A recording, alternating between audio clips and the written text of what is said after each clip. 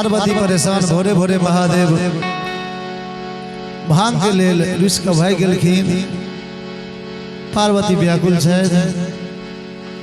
रानीक भाव एकटा करुण भाव कि ऋष बैसला कोन गाम भंगेरिया,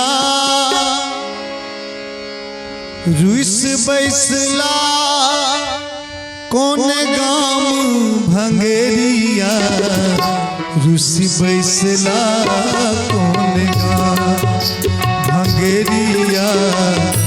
ऋषि बैसला कोन गाम, ऋषि बैसला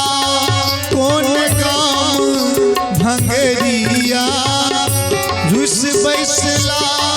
कोन गाम भंगेरिया,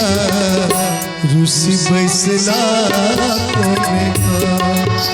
भंगेरिया, ऋषि बैसला कोन गाम।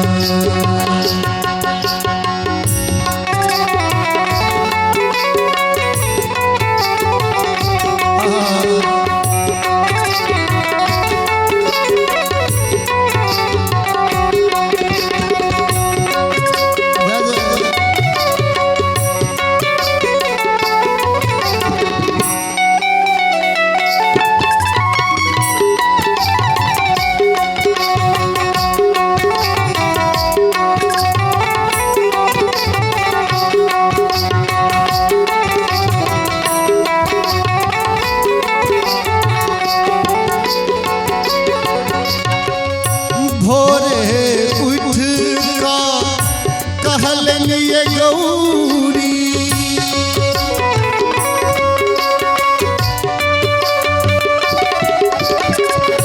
भोरे उठ का कहलिए गौरी, भांग पीसू छोड़ू बसहा के डोरी, हमने जनलिए रुइस रहता शिव, हमने जनली ऋष रहता शिव, बात में देली कान भंगेरिया, बात में देली कान भंगेरिया, ऋषि बैसला कोन गाम भंगेरिया, ऋषि बैसला कोन गाम।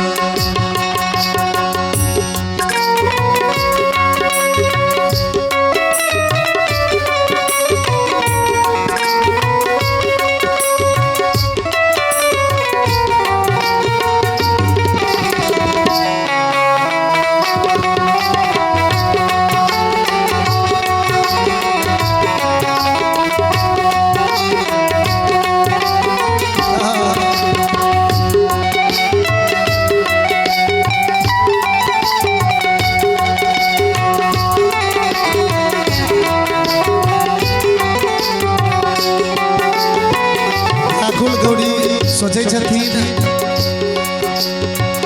कटते कोना दिन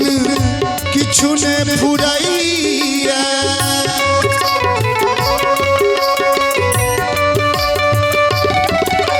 हाँ कटते कोना दिन किछु ने फुराइया, सोचते सोचते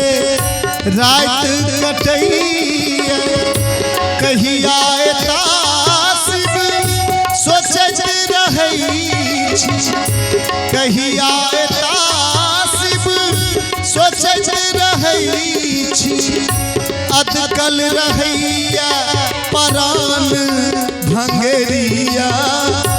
अधकल रहैया परान भंगेरिया, ऋषि बैसला कोन गाम भंगेरिया, ऋषि बैसला कोन गाम, ऋषि बैसला कोन गाम,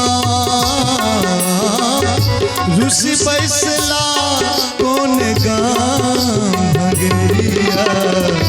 ऋषि बैसला कोन गाम। रुसी बैसला कौन गा भंगरिया